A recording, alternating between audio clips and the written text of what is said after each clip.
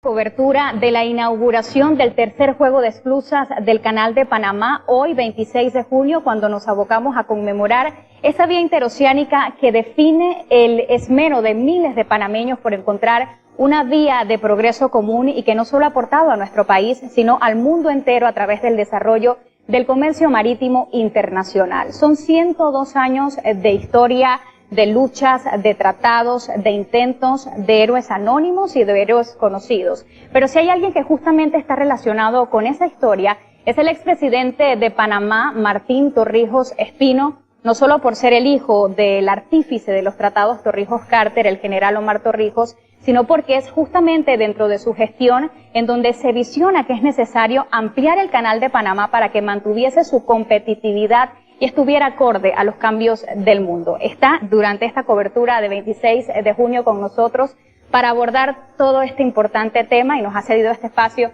a nuestra audiencia. Bienvenido a Next Noticias, don Martín Torrijos, es un gusto que nos acompañe y bueno, creo que es más que necesario arrancar esta entrevista diciéndole es una realidad la ampliación del Canal de Panamá. ¿Cómo se siente hoy? Me siento, como todos los panameños, muy orgulloso de que llegara este día. Los panameños definimos claramente nuestro futuro, definimos claramente nuestra identidad vinculada a la lucha por el canal.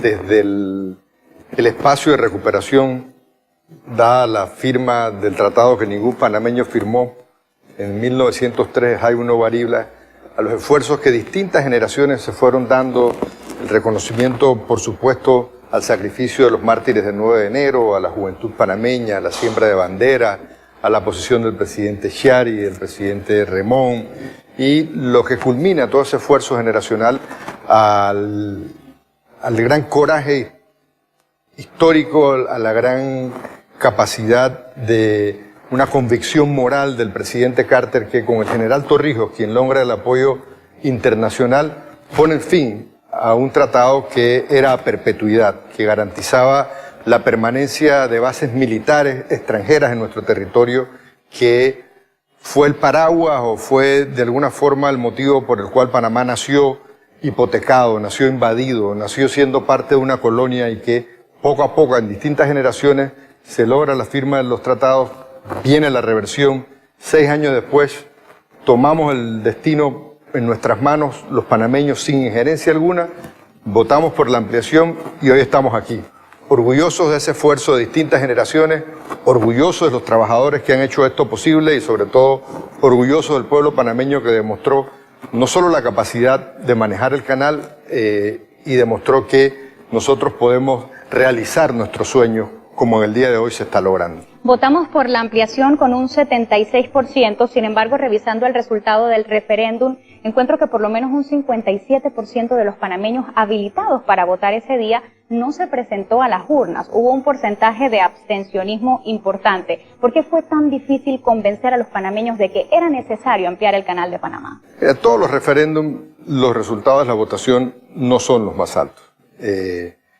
Creo que en el día de hoy lo que hay que destacar es que participamos y que hubo una abrumadora mayoría de los que decidieron ejercer su derecho al voto, de que dieron ese voto favorable, un mandato para que iniciáramos este proyecto, que se identificaron con no solo con el sacrificio del pasado, sino que entendían que teníamos que construir un puente hacia el futuro, y ese puente hacia el futuro es este canal ampliado que lo vimos en el día de hoy.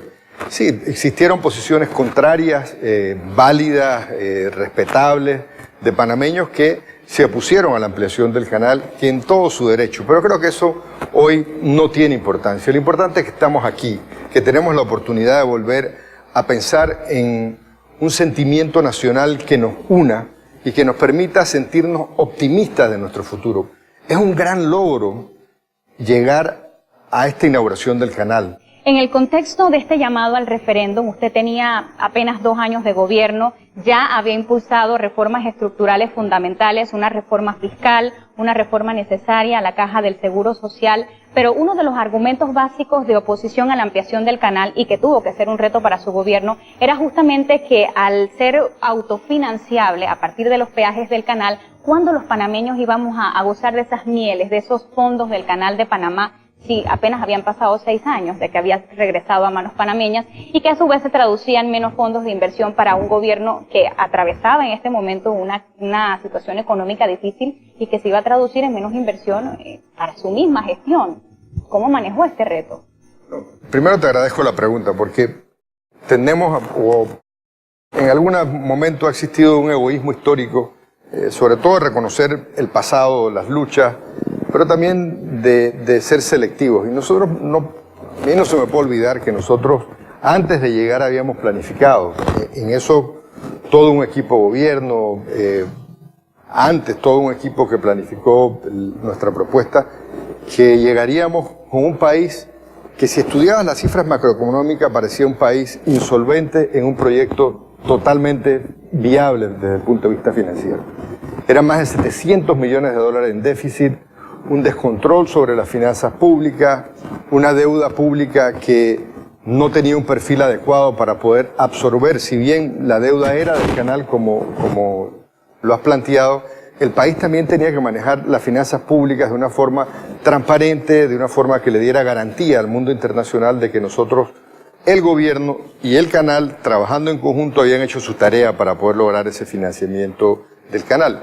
Y por eso en la propuesta del canal, cuando se lanza, que se habla de que la deuda sea del canal, que lo paguen los usuarios, se establece que no se puede recibir menos de lo que había recibido el gobierno hasta el 2006, que fue la última fecha antes la fecha para el tema del referéndum. Se establece un segundo puente sobre el lado atlántico del canal, se establece que íbamos a hacer proyectos como PRODEC para que los recursos también se sintieran la inversión en cada corregimiento del país proveniente del canal, porque existía de alguna forma u otra una desvinculación del canal hacia el resto de los panameños. Y el referéndum nos dio la oportunidad de trabajar en conjunto, realmente titánica labor de los funcionarios del canal de abrirse a los panameños, de darnos la oportunidad de convertirnos en una especie de grandes conocedores del negocio del país que es el canal, y fue la oportunidad de que el canal se abre a la sociedad panameña. Algunos criticarán que de alguna forma u otra ha vuelto a cerrarse, pero creo que hoy, en este día de alegría, lo que debemos recordar es que sí, teníamos esos cuestionamientos, teníamos una oposición. De hecho, en algún momento dado, el no comienza a proyectarse con mucha fuerza, y de allí, a pesar de que habíamos tenido que hacer la reforma fiscal para resolver los problemas de que aquí todo lo que se pedía de préstamos era para funcionamiento, de que no teníamos ni siquiera con qué pagar planillas entre septiembre y diciembre, de que teníamos que atender el tema del seguro social, que fue un tema que por décadas y que por muchos gobiernos... Y que si no se arregla antes, definitivamente... Claro, pues nadie te iba a financiar un proyecto del canal, por más que fuera rentable, si al final de cuentas veían un país que tendría que ocupar gran parte de su presupuesto, no en inversiones, sino realmente en poder pagar el sistema de pensiones de la Caja del Seguro Social. Entonces, bueno, tomamos decisiones difíciles, terminamos esas decisiones e inmediatamente entramos al tema del canal. Usted trae a perspectiva la historia y hoy es un día de fiesta nacional. Creo que es propicio rendir un homenaje a quienes nos hacen hoy celebrar una ampliación del Canal de Panamá, porque no estuviésemos en este día sin los mártires del 9 de enero, sin el esfuerzo del general Omar Torrijos, sin la buena voluntad del expresidente Jimmy Carter, pero sobre todo esos héroes anónimos que no conocemos pero que hicieron historia, hicieron patria. Y yo quisiera dedicar un importante espacio de esta entrevista para abordar el contexto de los tratados Torrijos-Carter, porque creo que si hay un punto de partida para la firma de lo mismo, es esa misión que se impone el general Torrijos de internacionalizar la causa pro recuperación del Canal de Panamá, y lo logra bajo las sombras de esa gran potencia que era Estados Unidos, incluso que se celebrase aquí en Panamá en el 73 la Convención de Naciones Unidas. Eso tuvo que ser un gran reto. ¿Cómo cree usted que su padre lo logró? A través de todo el siglo XX y de logros que se van dando paulatinamente, llega a la firma de los tratados, y con una gran inteligencia, con una gran habilidad negociadora, saca el tema de ser un tema bilateral entre Panamá y los Estados Unidos, que no había logrado avanzar significativamente por todos estos años, a un tema de carácter internacional. Y vemos países como Venezuela, Colombia, Costa Rica, que junto a Panamá crean esa gran mancuerna, crean ese gran proceso de integración política donde convencen, y el general Torrijos fue realmente junto a otras personas, que no me atrevo a mencionarlas porque son tantas, ¿no? El Consejo de Seguridad, claro, se me van a quedar por fuera y me daría realmente pena de no poder reconocerle en este momento a todas esas personas, pero establecieron una nueva política internacional. Realmente Panamá llegó a sentirse orgullosos de nuestra lucha y de nuestra identidad como panameños. Y eso fue un gran logro del general Torrijos y de un equipo. Lograr que el Consejo de Seguridad se reuniera fuera de Naciones Unidas y que llegara a Panamá y que Estados Unidos tuviera que vetar la noción que reclamaban los panameños de el fin de la colonia y el derecho a recuperar nuestro canal y nuestro territorio, sin duda a todos nos tiene que llenar de orgullo, y fue inteligencia, creatividad, lograr un espacio en el mundo internacional, el papel de los no alineados, del presidente Tito de Yugoslavia, vuelvo y repito, López Michelsen, en fin, de tantos otros líderes mundiales que cooperaron, Fidel en Cuba, que también aportaba a la causa panameña, pero todo esto se logra por una estrategia, por una inteligencia, por una capacidad de hombres realmente excepcionales, como Rómulo Escobar Betancourt, que dirigía las negociaciones,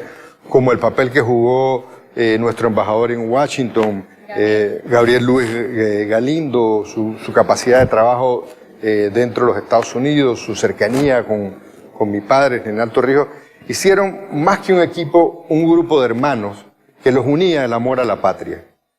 Yo rescato las palabras a quienes disfrutamos de la historia del canciller Juan Antonio Tac en ese momento, que decía: Estados Unidos vetó a Panamá, pero el mundo vetó a Estados Unidos. ¿Fue esta una clara primera victoria en este proceso, señor Torrijos? Sí, esa fue uno de los hitos en esta lucha de recuperación de los tratados. El papel de Juan Antonio Tac fue fundamental. Igual en Naciones Unidas, nuestros representantes que estuvieron allí jugaron un papel extraordinario en todos lados. Nos unió el amor a la patria. Fue más grande que la suma de la individualidad. Y eso es algo que se perdió, que logramos tal vez mantener, o hicimos el intento de mantener esa visión de nación a través de la ampliación del canal, cuando hicimos el esfuerzo de un acuerdo nacional para ver cómo gastaríamos, cómo invertiríamos el dinero que vendría después de la ampliación del canal, en una visión donde más de 2.000 panameños, desde campesinos, sindicalistas, estudiantes, trabajadores, empresarios, gobiernos, en este esfuerzo nacional de la concertación y los mecanismos posteriores que luego se olvidaron en posteriores gobiernos y que aún no han sido retomados, nos daban ese criterio de proyecto de país. Entrando ya a la firma de los tratados Torrijos-Carter, el Senado en ese momento era de mayoría republicana. Ahí había una pequeña piedrita en el zapato, porque había que convencer entonces a ese Senado estadounidense, y se dice que no aprueba los tratados Torrijos-Carter, sino aprobar también algunas enmiendas que desvirtúan la propuesta original, sobre todo con el tratado concerniente a la neutralidad permanente. Y hay una duda histórica, señor Torrijos, y me gustaría que usted la aclarara para ver cuál es la interpretación ideal a este año 2016. Existe una enmienda, y yo me tomé pues el trabajo de imprimir. La enmienda de Concini. La enmienda de Concini. Para la enmienda ¿Qué quiere de Concini, decir eso? ¿Soberanía prestada? No. ¿Qué quiere decir eso hoy a 2016? Era una posición de una extrema derecha, de una oposición extrema a los tratados dentro de los Estados Unidos. Pero la enmienda de Concini también hay otra enmienda que la neutraliza y que nos garantiza nuestra soberanía y el ejercicio soberano de los panameños. Pero si te vas a las palabras del presidente Carter, el día de la reversión, él como protagonista, como representante de los Estados Unidos, deja claro tácito y contundente sus palabras que dicen: los Estados Unidos no tienen un derecho de intervención sobre el territorio panameño. Yo creo que la voz autorizada del presidente Carter, no solo su autoridad moral, sino quien asistió a la reversión de los tratados en 1999 en calidad de representante de los Estados Unidos, no deja duda ante la historia, y creo que ante ningún panameño, de que no hay una forma unilateral de intervención. De hecho, se dio una invasión a Panamá donde no se invocan los tratados. Decían que se invocaba el Tratado de Neutralidad Permanente. En ningún lado está dentro de la historia ninguna evocación al tema de los tratados. Por el contrario, hay una aceptación de la neutralidad de Panamá, que muchas veces en una política exterior un poco ambivalente no se deja la perspectiva, pero creo que no hay nada que pueda disminuir el gran logro del general Torrijos, del equipo negociador y de los miles de panameños que lucharon porque hoy tuviéramos este día. Y creo que no existe una preocupación, porque además en este mundo ya este tema de las intervenciones tienen otro carácter, y la época que vivimos, de que el país ocupado, el país herido, el país donde la dignidad se veía mancillada por la presencia de 14 bases norteamericanas, de bases fuera de los territorios que le establecían los propios tratados de 1903 y los tratados subsiguientes, quedó en el recuerdo, pero quedó en el recuerdo entendiendo de que no puede haber esta posición tan simplista de algunos que piensan que llegar a la inauguración de esta ampliación del canal es producto de la suerte y del azar. No, es producto del sacrificio, es producto de sangre, es producto de lucha, es producto de inteligencia, de audacia, y es producto también del coraje moral que representó el presidente Carter en su momento, que arriesgó políticamente y perdió. O sea, fue un voto lo que definió el tratado en el Senado, pero políticamente al presidente Carter le costó muchísimo la aprobación de los tratados Torrijos-Carter. ¿Por qué cree que Jimmy Carter se lo pone dentro de sus 10 prioridades en política exterior, a pesar de ese alto costo político que traería para él la firma de los tratados Torrijos-Carter? Por su convicción moral. El presidente Carter cambia la política internacional de los Estados Unidos, y vemos cómo ese cambio de la política internacional comienzan los procesos democratizadores en América Latina.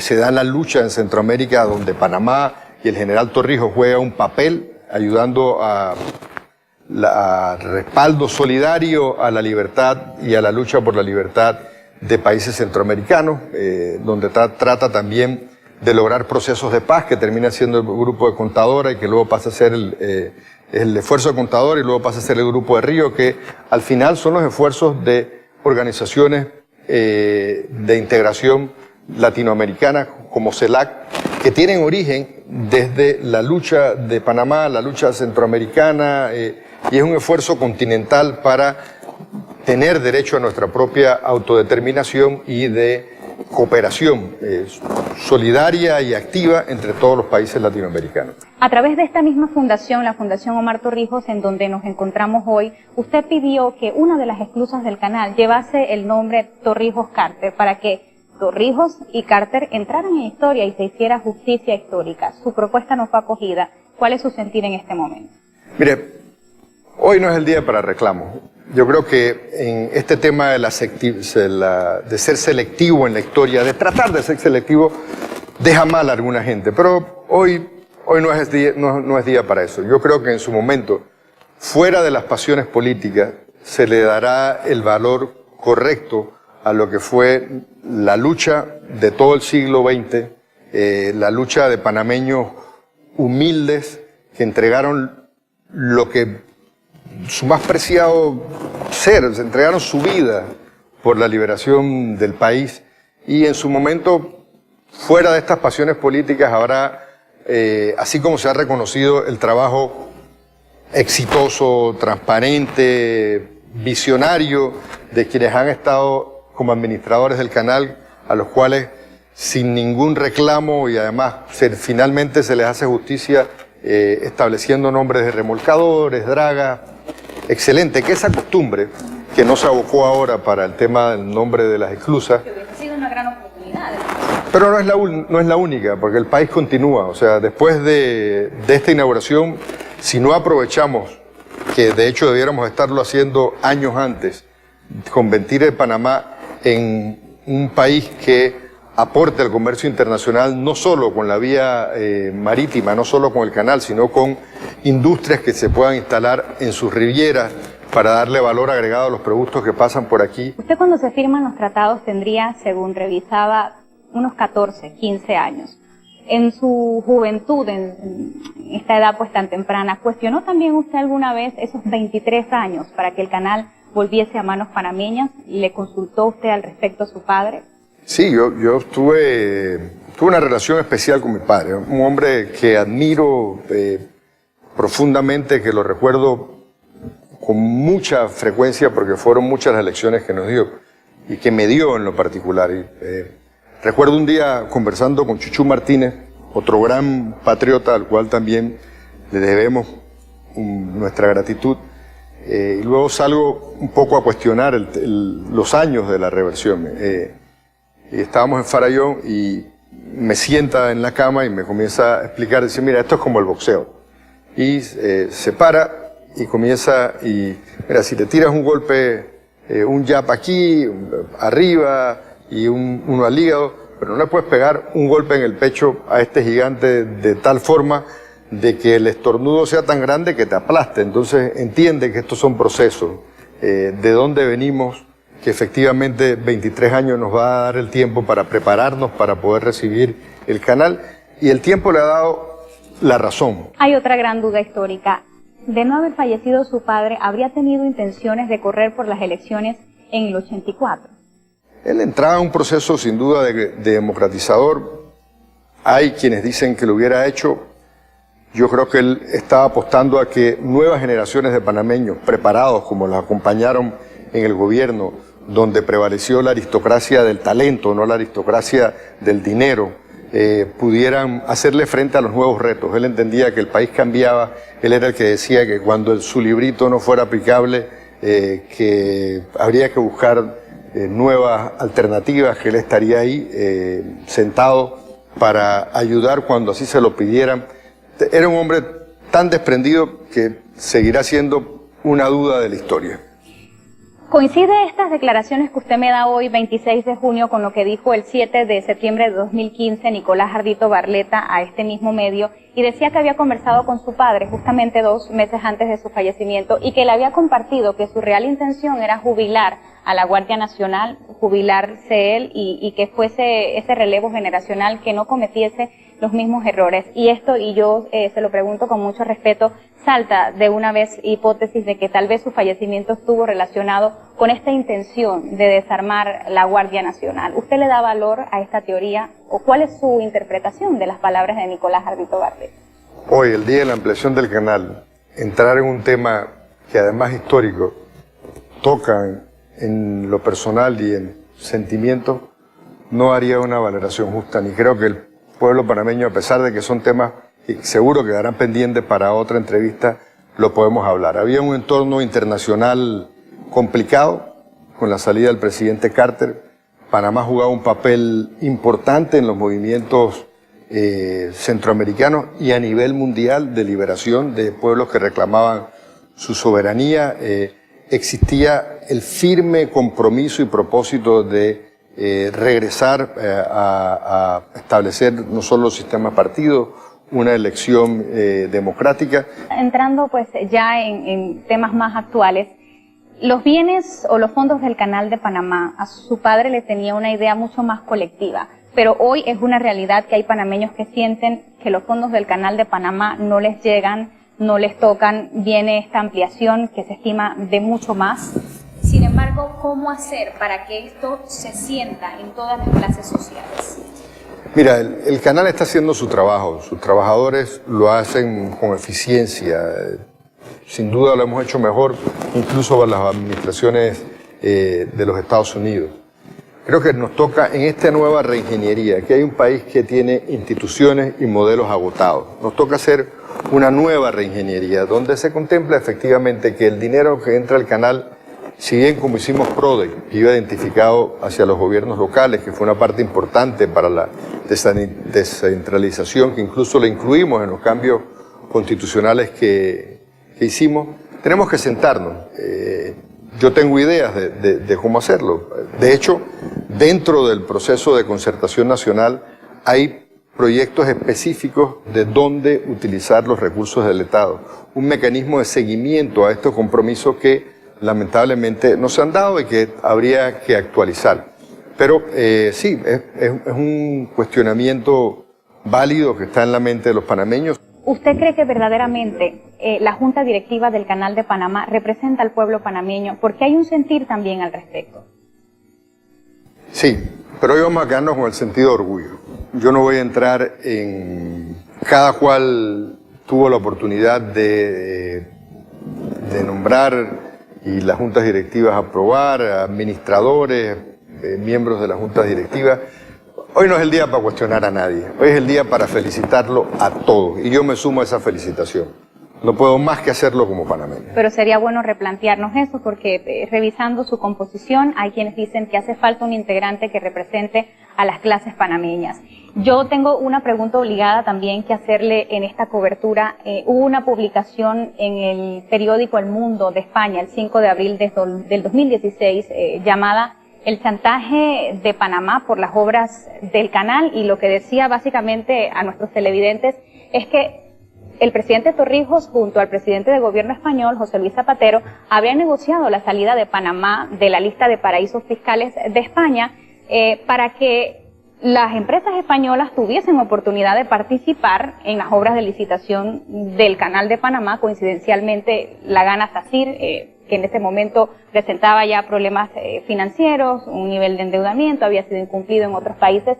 Y yo le debo preguntar hoy responsablemente, señor Torrijos, ¿eso que asegura esa publicación del Mundo de España es cierto? ¿Así se negocia la salida de Panamá?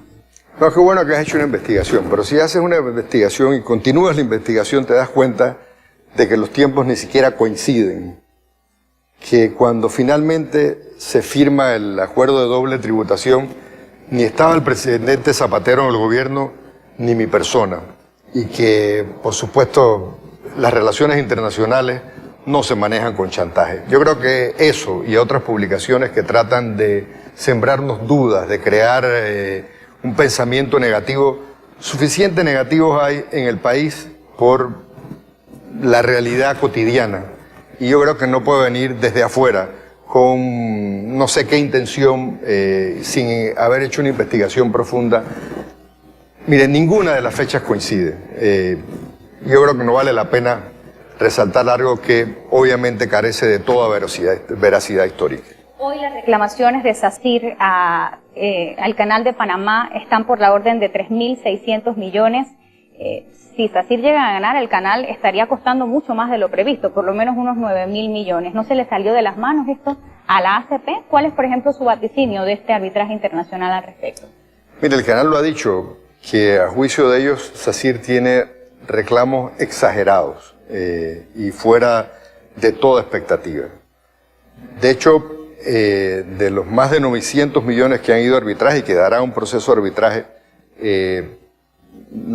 no creo que debe estar alrededor de los 300 millones, se me escapa la firma que se le han reconocido. Sí, el canal puede quedar costando un poco más, pero sin duda no es ni será, estimo yo, lo que las constructoras el Grupos Unidos por el Canal están planteando. Pero eso a su vez no haría que el canal no dé los frutos esperados. Hay publicaciones que estiman que daría un 45% menos hasta el 2021 y que esto se traduce en menos fondo de inversión, es decir, la obra de ingeniería más grande en este El canal momento está generando más de lo que se había estimado porque ha aumentado, no solo porque ha aumentado, en algún momento aumentó la carga, hoy ha disminuido el comercio mundial, pero hemos aumentado el peaje, lo estamos manejando con eficiencia. Hay que volver a revisar los parámetros por los cuales utilizamos hasta el momento de la ampliación del canal, pero la realidad del mundo cambió.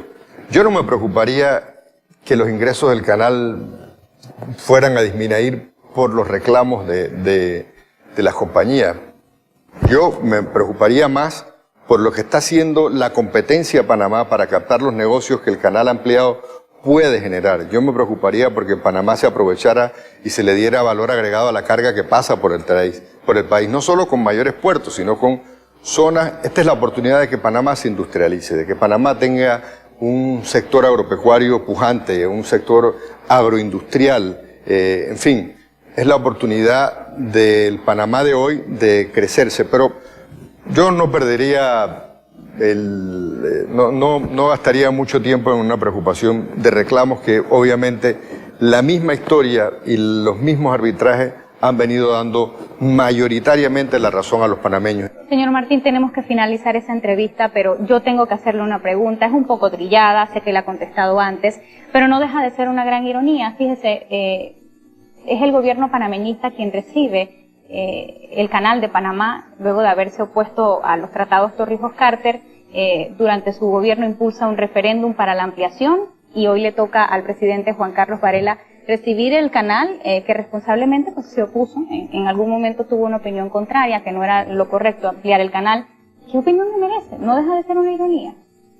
Sí, son ironías históricas, pero la realidad es que el instrumento del referéndum que está en la Constitución es un instrumento democrático, donde los panameños tuvieron el derecho de votar, ejercer ese derecho a votar, pero además votar a favor o en contra, por las razones que sean.